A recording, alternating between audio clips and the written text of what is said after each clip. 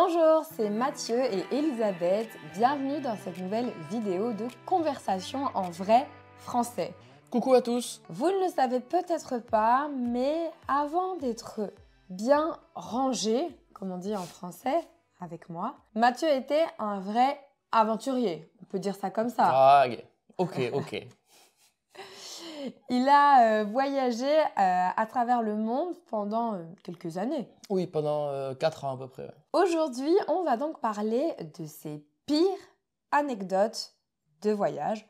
Comme d'habitude, bien sûr, c'est un prétexte pour pratiquer votre français et apprendre du vocabulaire.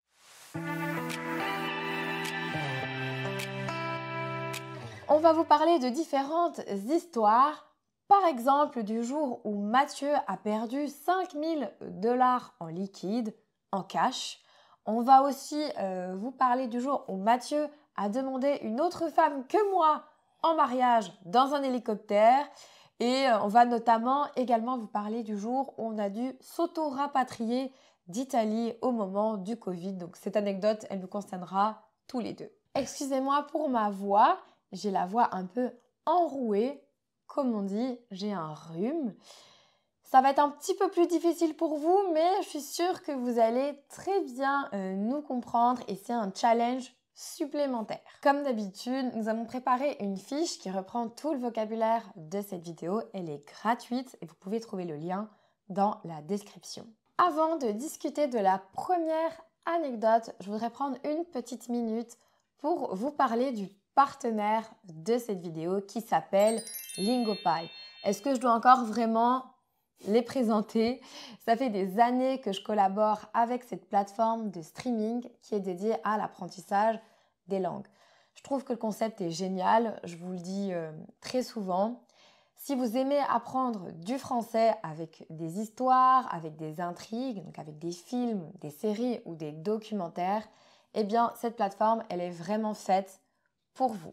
Vous pouvez choisir les contenus qui vous intéressent dans leur catalogue et vous avez plein d'outils pour vous aider à progresser, à pratiquer votre français. Par exemple, quand vous regardez un film, si vous ne comprenez pas bien un mot, vous pouvez cliquer sur le mot dans le sous-titre et la traduction va s'afficher dans votre langue et ce mot va s'ajouter à une liste de cartes à revoir. Vous pouvez ensuite faire des jeux pour les réviser. Et ça, ce n'est qu'une fonctionnalité parmi tant d'autres. Et ce qui est aussi pas mal du tout, c'est que depuis peu de temps, ils intègrent des séries Netflix. Donc vous pouvez regarder vos séries préférées avec tous ces outils qui vous aident pour progresser en français. Je vous mets le lien pour découvrir Lingopie dans la description. Il y a 7 jours offerts, donc ça ne vous engage à rien de tester. Et surtout, si vous suivez mon lien, vous avez une super promotion sur le plan annuel. Est-ce que Mathieu, tu es prêt à raconter ta première anecdote? Oui.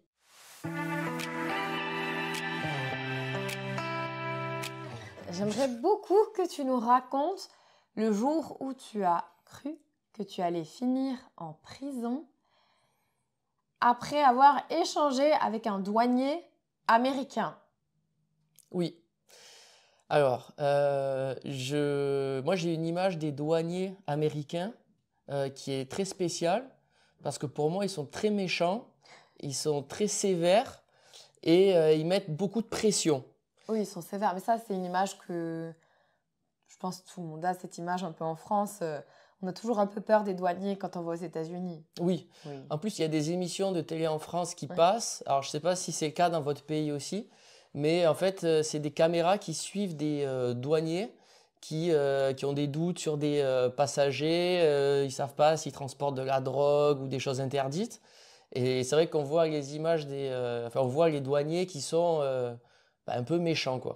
Oui, ils sont pas. Faut pas rigoler avec eux. Faut pas faire de blagues, en tout cas.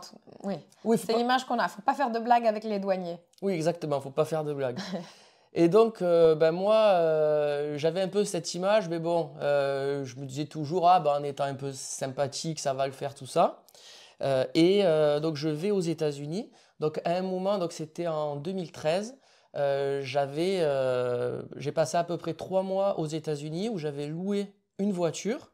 Donc, je suis parti de San Francisco Je roulais comme ça aux États-Unis, j'ai traversé tout le pays. Je suis passé par la Floride, je suis passé par la côte Est, bref, par le sud aussi. Je suis remonté aussi à Seattle. Enfin bref, j'avais fait tout un parcours. Et pendant ce trajet, j'ai fait un détour par Montréal, donc au Canada. Donc c'était vers la fin à peu près de mon périple de 3 mois aux États-Unis.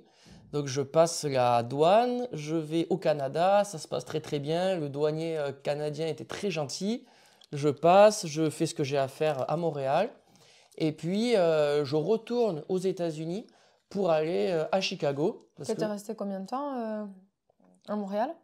À Montréal, je suis resté 4 ou 5 jours à peu près. Okay. Donc je reste voilà, 4 ou 5 jours à Montréal et je me dis, oh, Chicago, c'est génial, c'est une super belle ville, je vais aller voir Chicago. Et donc je pars de Montréal et à un moment, ben, il était tard, c'était, je sais pas, ça devait être 10 heures du soir. Et je traverse la douane pour aller aux États-Unis et à Chicago. Et donc moi j'arrive au poste de douane et puis il y a un douanier qui me dit, bon, qu'est-ce que vous venez faire aux États-Unis? Et donc moi je commence à dire, ah non mais en fait j'ai passé quelques jours à Montréal, mais voilà je traverse les États-Unis, je veux juste rentrer pour aller à Chicago, tout ça.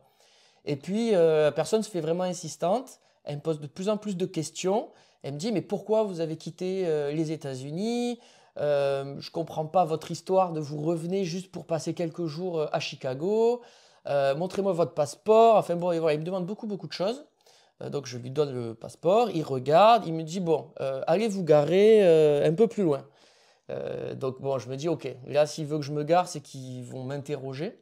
Donc j'ai ma petite voiture, hop, je me gare.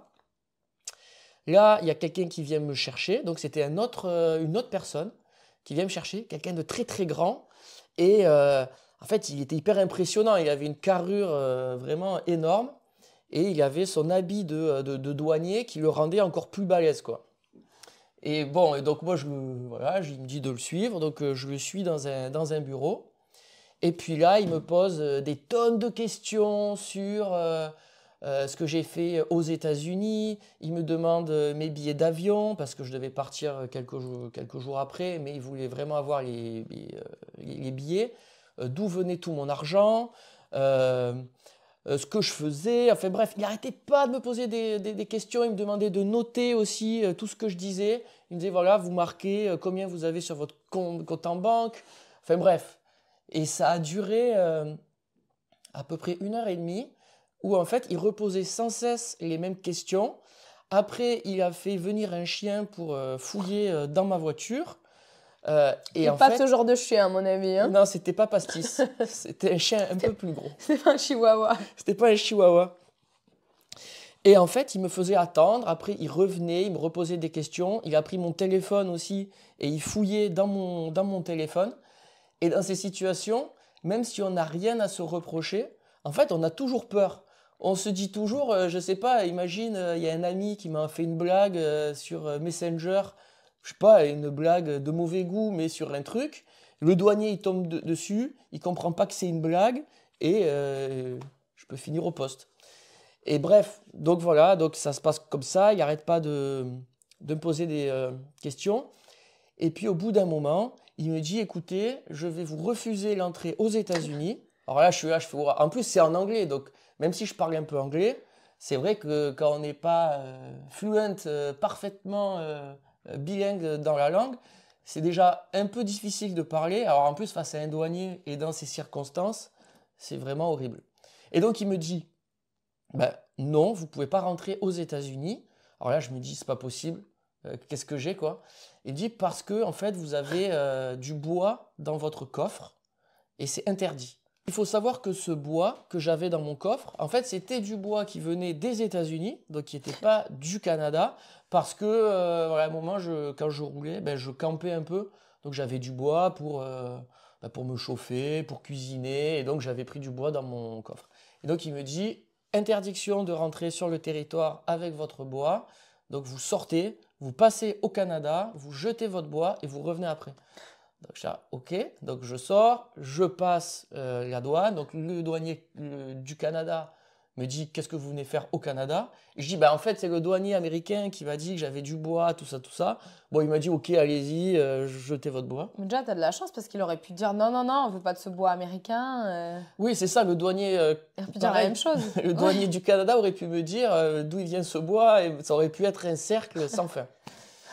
Et bon, ben donc je jette le bois et après je repasse donc par le même poste de frontière.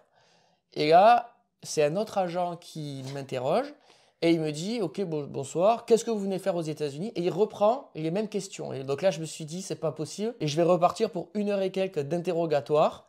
Mais bon, finalement, en fait, peut-être que dans leur ordinateur, c'est marqué qu'ils m'avaient déjà interrogé. Et puis finalement, ils m'ont laissé entrer. Mais ils m'avaient quand même mis, dans le passeport, ils m'avaient mis une mention qui disait que, en fait, j'étais pas renouvelé pour 3 mois de visa. Parce qu'en fait, à mon avis, c'était ça le problème du douanier. À mon avis, il avait peur que je fasse comme ça des sorties et des rentrées sur le territoire pour remettre à zéro le compteur des 3 mois de tourisme que les Français peuvent faire. Et donc, voilà, je crois qu'il avait mis une mention en disant il doit partir, je crois que c'était en novembre, il doit partir ce jour-là et pas après. Ouais. Et voilà, donc j'étais parti. Mais je me souviens que j'avais eu vraiment peur. Je ne sais pas si vous avez déjà cette expérience dans un pays, peut-être en France c'est aussi le cas. Moi, je sais qu'on ne se rend pas compte dans un pays européen. Mais peut-être que pour un Américain qui vient en France ou pour d'autres pays, c'est pareil, quoi. Ouais, mais c'est vrai que... Oui, en tout cas, on a une image des douaniers américains qui est très sérieuse. Et d'ailleurs, moi aussi, j'ai une petite anecdote. Bon, elle n'est pas très longue, mais j'étais venue avec mes parents, je pense que c'était en 2014 ou en 2013. On avait fait Washington et New York. Et en fait, mon papa, il ne parle pas anglais. Et c'est moi qui avais rempli la fiche dans l'avion où on demande... il y a des questions précises, dont notamment, est-ce que vous avez... je sais pas, du fromage, des fruits et légumes, qu'est-ce que vous venez faire? Et moi, j'avais mis non à tout. Et en fait, je ne le savais pas, mais mon père avait une pomme. Et c'est bien sûr interdit de venir d'Europe avec une pomme. Et donc, quand on est arrivé à l'aéroport, évidemment, il y a un chien qui vient nous sentir. Mais franchement, ça s'est super bien passé. Voilà, ils nous ont juste demandé de la jeter et on l'a jetée. Mais c'est vrai que d'un coup, je me suis figée. Je me suis dit, mais non, c'est pas vrai. Genre, qu'est-ce qui va nous arriver? Ça va.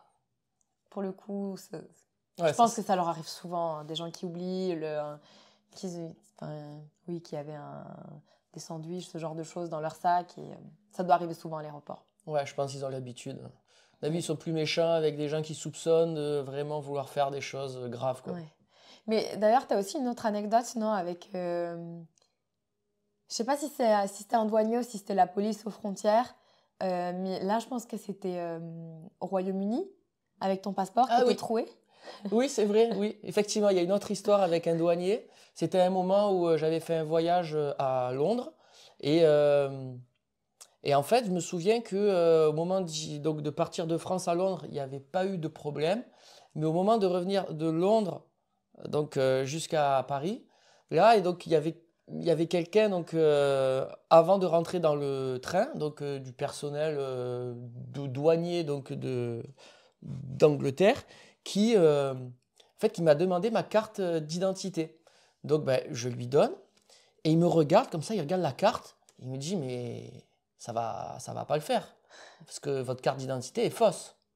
Alors là, moi je suis là, je dis non, qu'est-ce que c'est cette histoire? C'est pas possible, c'est une vraie carte. Enfin voilà, pour moi il n'y avait pas de doute. Et il me dit si, je vous garantis que c'est une fausse carte et je vais vous le prouver. Donc là, je me dis bon, ok. Et il prend un crayon et il tape fort sur ma carte et il troue ma carte. Je vois le stylo qui passe au travers de ma carte. Et là, je me dis non. Je me dis qu'est-ce que c'est? Alors je me dis c'est pas possible, il a endommagé ma carte, mais je commence à avoir un doute. Je me dis mais elle est fausse en fait. Et puis là, en fait, ils étaient deux. Et là, les deux, ils éclatent de rire. Et ils disent ah ben non et tout, c'est pas vrai. En fait, il avait fait un genre de tour de magie avec un stylo qui était truqué. Et donc moi, je récupère ma carte, un peu ok. Et puis bon, eux, ils ont rigolé, ils étaient heureux. Mais c'était un peu bizarre parce que c'était quand même Enfin, c'était comment dire, des gens payés par l'État. Enfin, c'était quand même des gens qui sont normalement très sérieux. Mais bon, ils avaient envie de faire une petite blague, donc pourquoi pas. Mais c'est vrai que ça m'avait fait peur aussi sur le coup. Je pense qu'on a déjà raconté cette anecdote peut-être dans une autre vidéo. Ça me dit quelque chose. Peut-être. Je sais plus. Je l'avais raconté moi sur un jeu télé aussi, mais peut-être on en parlera une autre fois. Ah oui, mais tu as déjà fait plusieurs fois des jeux à la télévision. Bon, en tout cas, c'est tout ce qui t'est arrivé avec des douaniers. Bon, il m'est arrivé un autre truc au Québec aussi, mais où il m'avait fouillé le téléphone, tout ça, mais ça avait duré un peu moins longtemps et ça s'était très bien passé. Bon. Quand même, t'as pas de chance, parce que souvent, ils contrôlent vraiment beaucoup une personne sur temps. Ouais. Toi, chaque fois, ça tombe sur toi. Ma tête, elle doit pas leur revenir. Ils doivent se dire, il est bizarre, lui. Alors, est-ce que tu veux raconter maintenant l'histoire des 5 000 $ perdus? Oui.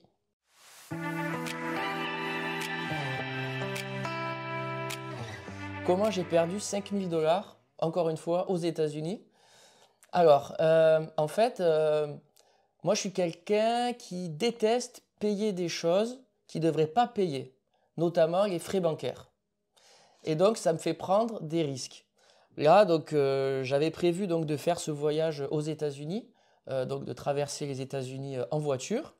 Et je me suis dit, bah non, je ne vais pas à chaque fois payer en carte, prendre des frais, retirer sur place, parce que voilà, les frais, ils s'accumulent. Et donc, je m'étais dit, et pourquoi pas venir avec 5 000 $ en liquide dans une petite pochette et faire ce voyage avec 5 000 $ et que je paierai toujours en cash en fait. Donc j'arrive aux États-Unis avec mes 5 000 $, il n'y a pas de problème. Je prends ma voiture, je roule, je vois des paysages magnifiques. Vraiment, c'est un super beau pays. Vraiment, donc je suis très très heureux. Et à un moment, je vais donc dans l'Oregon et je vais visiter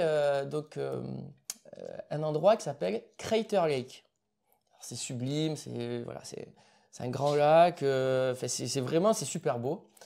Et j'arrive pas très loin de ce parc, mais c'était un petit peu tard. Donc j'installe ma tente en bas, il y avait un camping pas très loin, à je sais pas, une dizaine de kilomètres. Voilà, j'installe tout, hop, et je me dis, allez, je vais aller voir du coup ce fameux Crater Lake qui est sublime. Donc j'arrive en voiture, je roule, voilà, il y a des petits trucs, tac, tac, hop, je rentre dans le parc. Et aux États-Unis, quand on rentre dans un parc, il faut déposer dans une petite caisse le montant en fait qu'ils demandent. Donc, je sais pas, ça va être une dizaine de dollars. Et récupérer un petit papier pour prouver qu'on est en règle et qu'il n'y a pas de problème.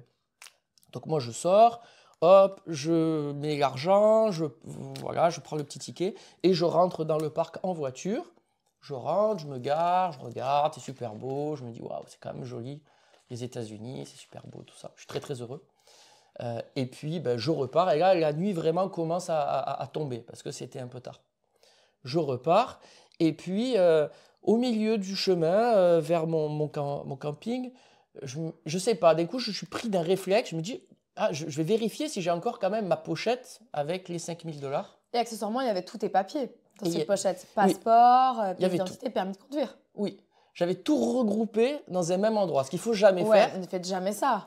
Il faut au moins diviser. Moi, je divise toujours. Je mets mon permis ma pièce d'identité dans mon sac à dos, mon passeport dans mon sac à main. L'argent, je le divise aussi en 3. Oui, là, j'avais été un peu bête. Et donc, je regarde, je me gare sur le bas-côté. Je regarde dans mon sac à dos où il y avait toujours cette pochette.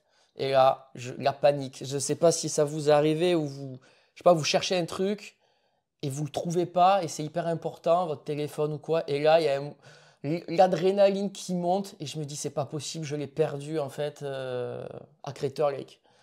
Donc là, je repars. C'était pas très prudent, mais je roule très très vite pour arriver le plus vite possible au parc. Je rentre dans le parc et là, je suis pris un peu d'un moment de panique. Et donc, à chaque fois que je voyais une voiture qui arrivait dans mon sens inverse, je me mettais au milieu et je sortais, je faisais des grands signes, arrêtez-vous, arrêtez-vous. Et évidemment, il faisait un peu nuit. Enfin bref, et du coup, les gens accéléraient, enfin, ils partaient. Enfin bref, j'ai fait n'importe quoi. Vraiment, Je suis désolé de dire ça comme ça, mais bref, j'aurais jamais dû faire ça, c'était n'importe quoi. Et bref, les gens avaient peur et ils partaient. Et je me disais, parce que chaque personne que je croise peut avoir en sa possession ma pochette. Et même, je me disais, au pire, voilà, il ne me rend pas les 5 000 $, mais déjà, si je peux récupérer mon passeport, parce que pas avoir ses papiers aux États-Unis, je pense que c'est pas super. Donc j'arrive sur là en fait où j'ai vu donc le Crater Lake. Je sors de la voiture, je prends ma lampe torche sur le téléphone et je commence à regarder partout. Et il y a une personne qui vient me voir et qui me dit ah, vous avez perdu un truc? Et je lui dis bah oui, j'ai perdu ma pochette où dedans il y a mon passeport. Je dis pas qu'il y a 5 000 $ dedans parce qu'évidemment si il trouve la pochette, peut-être qu'il va être voilà, il va peut-être avoir envie de récupérer les sous. Et donc je regarde, voilà, à un moment je perturbe un couple qui était en train de vivre un peu sa meilleure vie. Je pensais que tu allais dire qu'il nous faisait sa demande en mariage. Non, Et arrêtez tout, mais vous trouvez ma pochette. non, mais c'est vrai que le couple était là, ils étaient heureux. Puis moi j'arrive, je leur mets la lumière du téléphone, je leur dis ah, j'ai perdu ça et tout. Bon. Et donc tout le monde se met à chercher, ils étaient très gentils. Et bon, ben, on cherche et on ne trouve pas. Et donc là, je me dis, et là, il y a plein de pensées qui arrivent en mode, je suis vraiment nul, je suis une catastrophe. Enfin bon. Mais est-ce que ta carte de banque, elle était dans cette pochette aussi? Ouais, il y a vraiment tout. Mais comment tu fais si t'as pas de carte de banque, pas de papier, rien? Comment tu te débrouilles? Tu peux même pas, t'as pas assez d'essence que pour aller à l'ambassade? Bah, je pense que j'aurais appelé ma banque pour me faire livrer une carte bleue dans une adresse aux États-Unis. Ouais. J'aurais essayé de trouver un moyen, quoi. Ouais. Mais c'est vrai que je faisais pas le malin, quoi. Et donc je repars et je me dis, bon, je repars. Et en fait, au moment de passer par le poste des... c'est quoi? Les Rangers? Les Rangers. Ouais. Les Rangers, donc ceux qui gardent un peu le parc. Je me dis, bah, je vais me garer sur le bas-côté. En fait, pour entrer dans le parc, c'est ici. L'entrée est ici et la sortie est ici. Et au milieu, il y a le poste. Donc je me gare, je sors et je regarde les horaires pour voir à quelle heure ça ouvre, pour dès le lendemain matin aller voir et me dire avec un peu de chance quelqu'un leur a au moins ramené le passeport. Ouais. Voilà. Et je me dis bon bah, c'est fini quoi. Et donc je regarde et puis je sais pas d'un coup je tourne la tête et je vois à côté de l'endroit où on met les sous pour rentrer dans le parc ma pochette qui est par terre comme ça et je vois instantanément par rapport à l'épaisseur de la pochette, ben en fait, y avait mon argent, il y avait tout. Et donc là, j'en crois pas mes yeux. Je vais vers la pochette, je la récupère, j'ouvre et je vois tout mon argent, tous mes papiers. Et donc, elle est restée là, posée pendant peut-être 2 heures, je dirais. Et j'ai eu vraiment... j'étais tellement heureux, j'ai hurlé, une sensation de joie que j'ai rarement vécue. Enfin, si, évidemment, quand on s'est marié, quand on a eu notre enfant, j'ai vécu. Mais plus que 2 heures, parce que tu as eu le temps de visiter le parc, de partir, Ouais, c'est vrai. de chercher, peut-être 5 heures en fait. Ouais, peut-être 5 heures. Mais en fait, là où j'ai eu beaucoup de chance, c'est qu'il commençait à faire nuit. Ouais, je ne la voyais pas parce qu'elle est, Ouais. elle est couleur un peu sable, non? Ouais, c'était couleur sable. Et puis elle est tombée derrière l'endroit où on met les sous. Et à mon avis, la chance que j'ai eue aussi, c'est que je suis arrivé tard et donc il n'y a pas trop de voitures qui sont entrées à ce moment-là. Mais c'était vraiment une peur immense. Mais avant de la ramasser, tu as fait une photo. J'ai fait une photo. On Ouais, l'affiche, ouais. Ouais, j'ai fait une photo. J'étais tellement heureux que j'ai pris mon appareil, j'ai pris en photo pour immortaliser ce moment. Et après, j'ai pris aussi une photo de moi où j'ai à côté, où je crie, quoi. Parce que j'aimais beaucoup prendre des photos quand j'étais en voyage. Là, j'en prends beaucoup moins maintenant, mais à un moment, j'aimais beaucoup en prendre. Si, du petit. Des photos du petit. On Oui. n'a que des photos du petit dans le téléphone. Oui, maintenant, mon téléphone est rempli de photos de notre bébé. enfant. Et de pastis aussi, du petit chien. Et en parlant de pertes, ça t'est aussi arrivé, c'était où, en Nouvelle-Zélande? Ouais. T'as perdu aussi ton passeport? Oui, en Nouvelle-Zélande, ouais. Voilà, je perds vraiment beaucoup de Un jour, choses. tu vas me perdre, C'est tu vas ça. pas comprendre, quoi. Je vais être là, Ouais, alors ça, c'est pareil. Donc, donc ça, c'était 2 ans avant.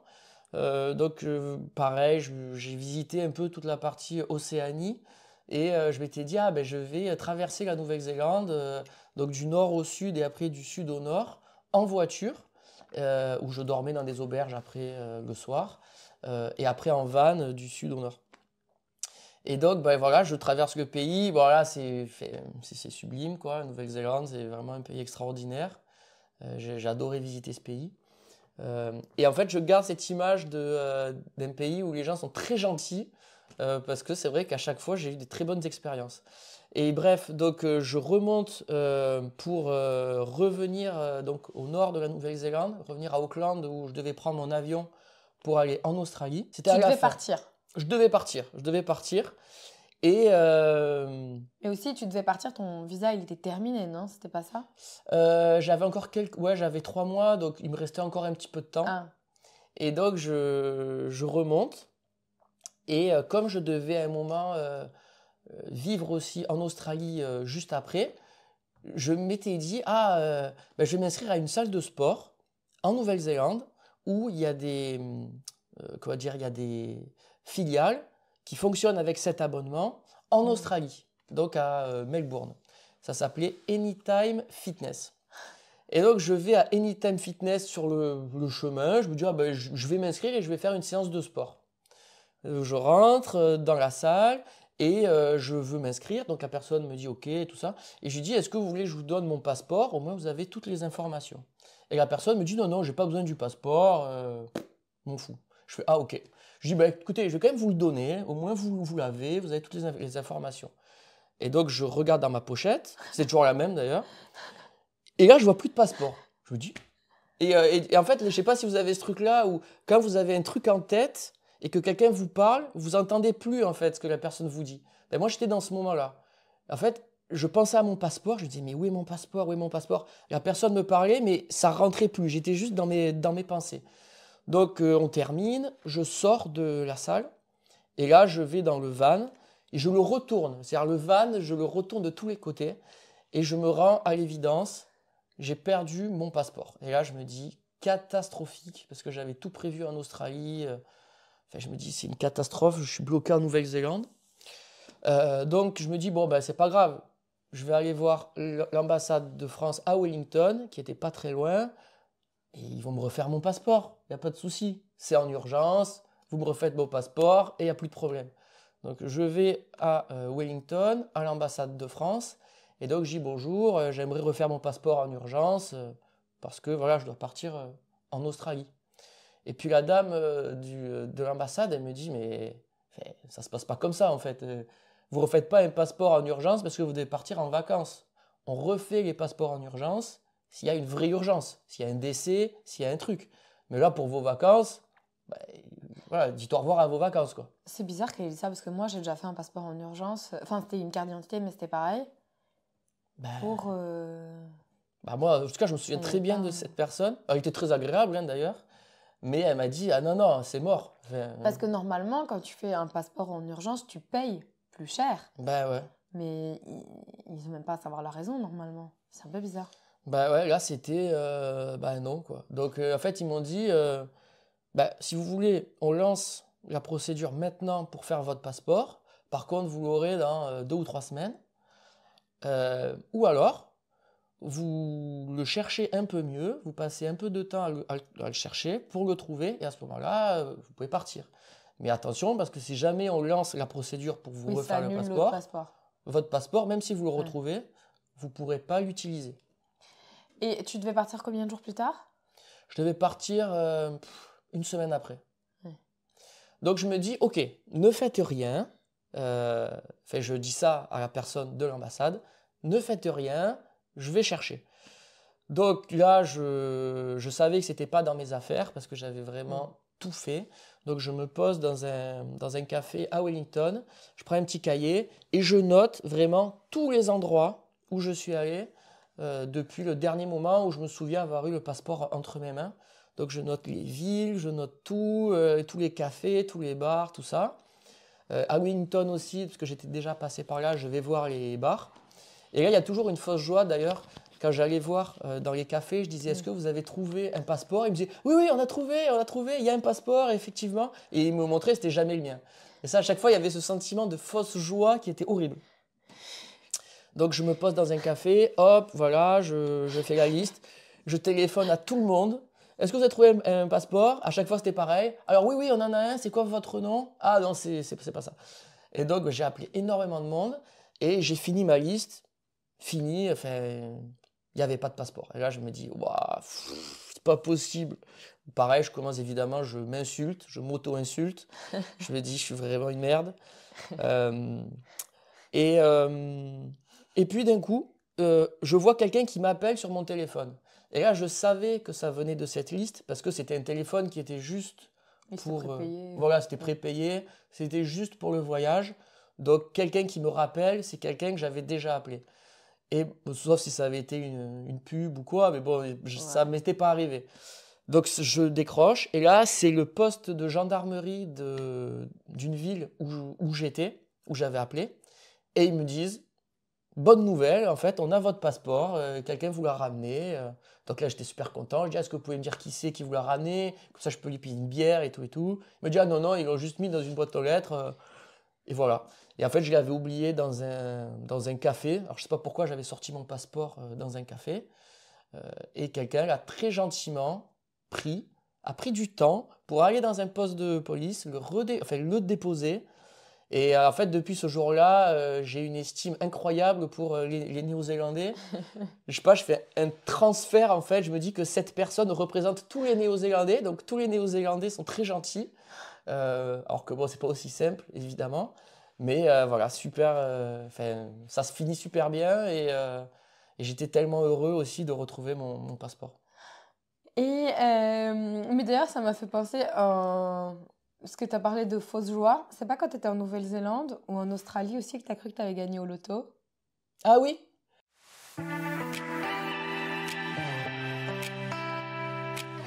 Ah oui, moi je peux la raconter aussi, hein. C'est pas vraiment une anecdote de voyage, mais c'était en Oui, Australie ou c'était en Australie. Alors la vidéo là, elle va faire elle va faire un petit moment. Mais en fait, alors, c'est pas très intelligent de faire ça, mais j'aime beaucoup jouer au loto. Enfin, loto ou euro million. J'aime beaucoup ça. Il y a une chance sur des centaines de millions de gagnés, mais je me dis, bah, pourquoi pas, tout ça. Et donc, je me souviens que je suis à Melbourne, je suis dans ma chambre, voilà, et donc je joue à l'euro million sur mon téléphone, sur l'application française des jeux. Et le lendemain, je me réveille, je regarde, et en fait, je vois que j'ai le numéro qui a gagné le My Million, donc c'est qui a gagné 1 million d'euros. Et là, je me dis, mais c'est pas possible. Enfin, je suis trop heureux, quoi. Donc, avec le décalage horaire, en fait, il faut savoir que moi, j'ai dû voir ça, ça devait être, je sais pas, 10 heures du matin. Et donc, en France, c'était 1 heure du mat, quoi. Et donc, je me dis, ben, je vais appeler ma sœur pour lui dire que j'ai gagné 1 million.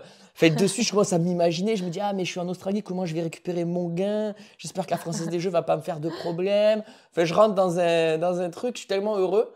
Et en fait, je téléphone à ma sœur.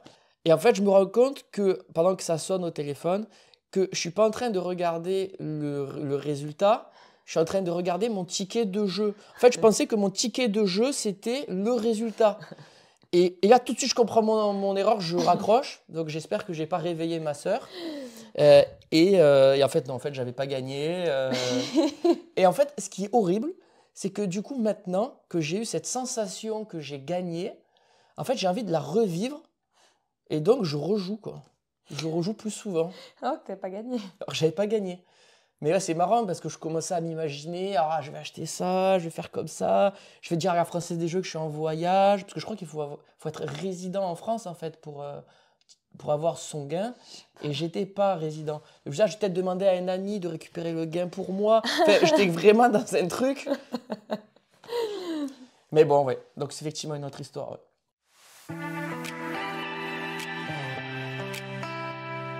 Et l'histoire de la demande en mariage, c'était en Australie aussi?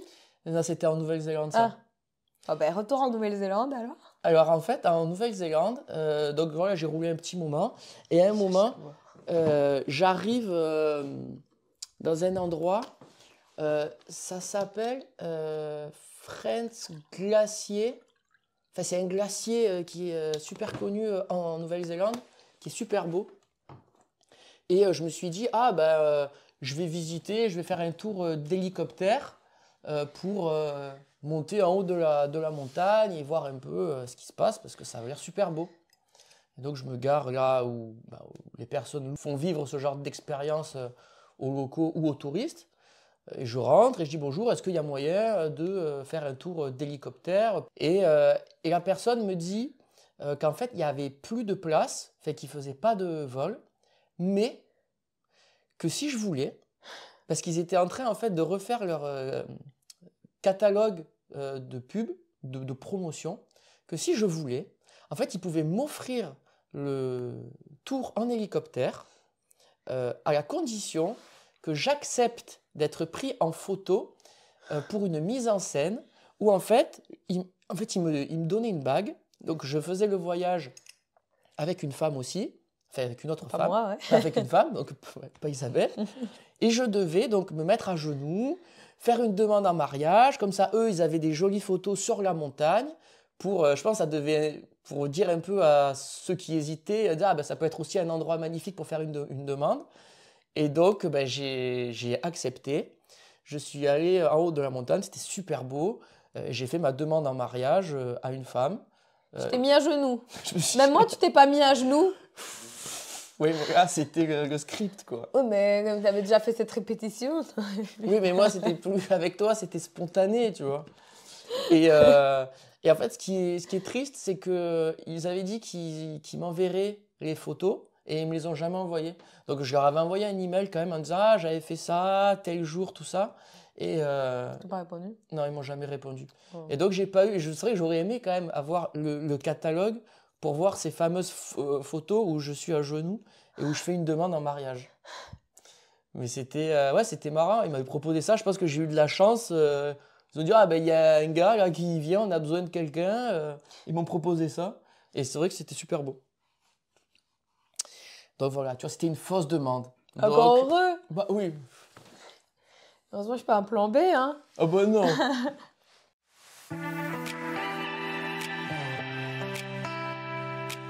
Et dernière anecdote qu'on va vous raconter. Celle-là, elle nous concerne tous les deux.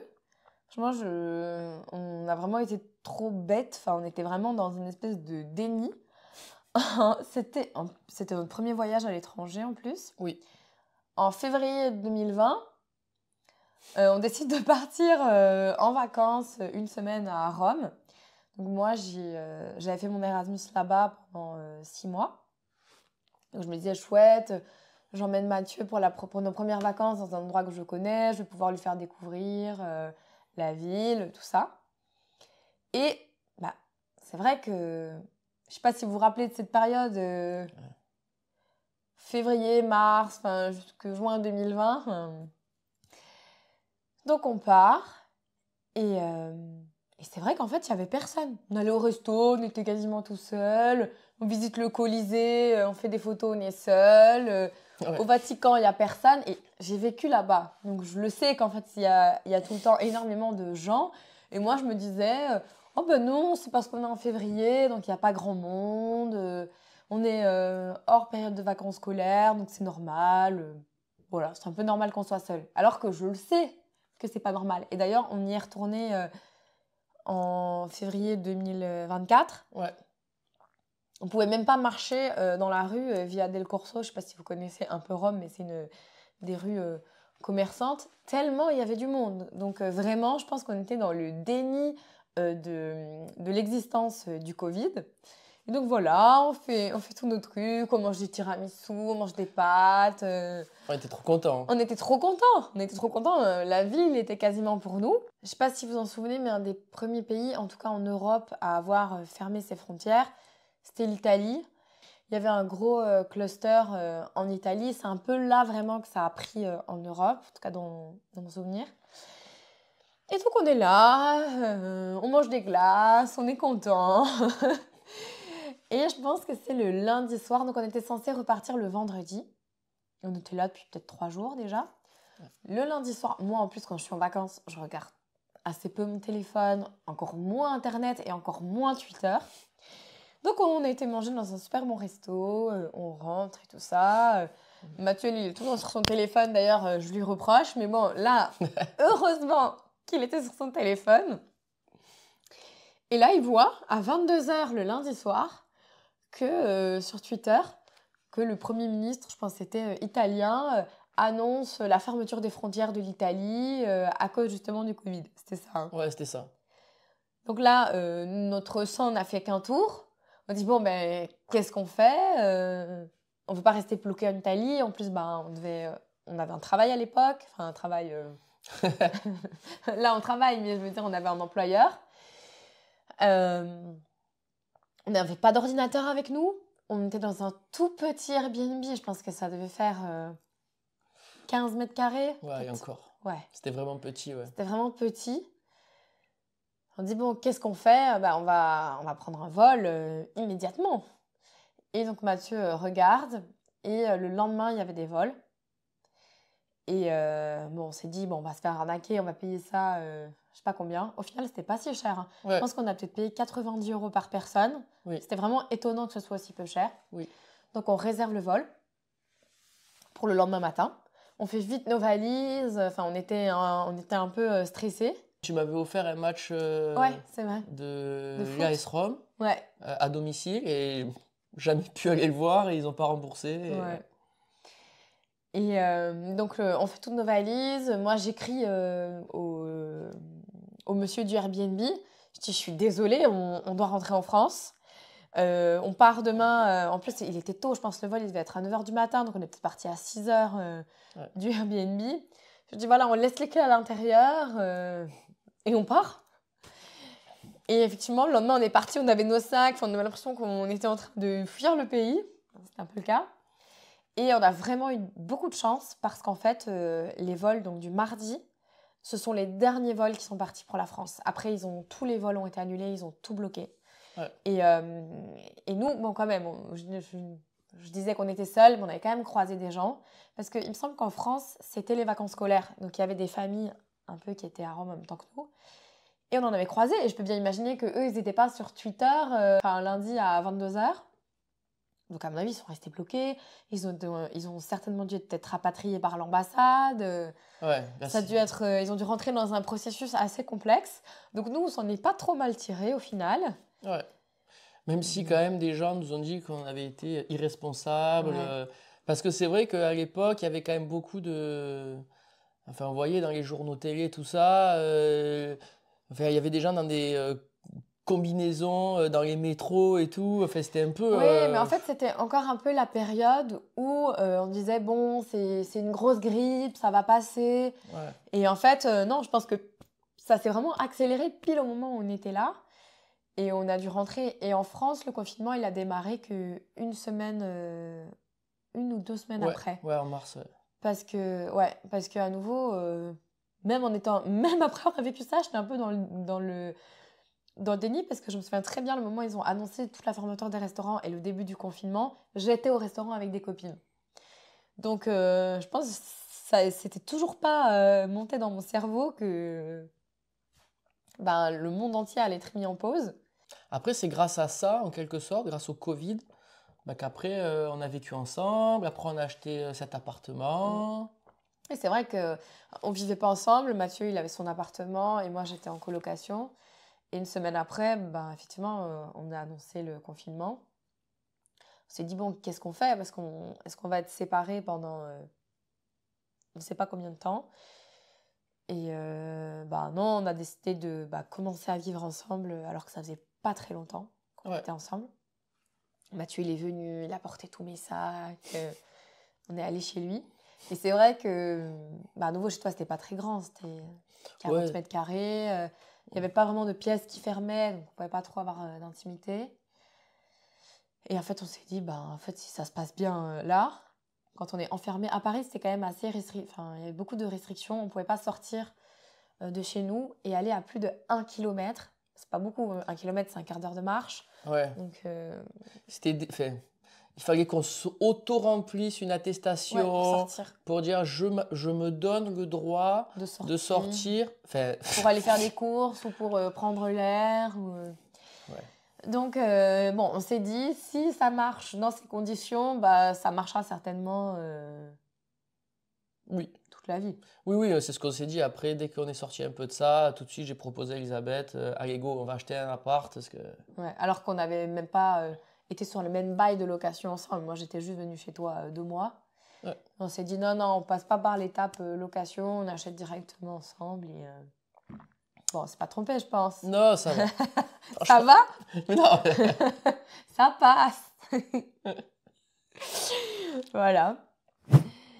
Ben voilà, c'était nos anecdotes, quelques anecdotes, enfin en tout cas un peu les pires, mais bon, au final on en rigole, de voyage. J'espère que cette vidéo vous a plu.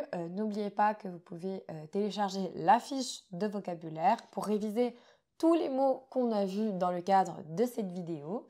S'il vous a plu, bien sûr, qu'est-ce qu'on dit Mathieu? On dit mettez un j'aime. Mettez un j'aime. Et surtout, abonnez-vous si vous voulez plus de contenu en français. À bientôt. À bientôt.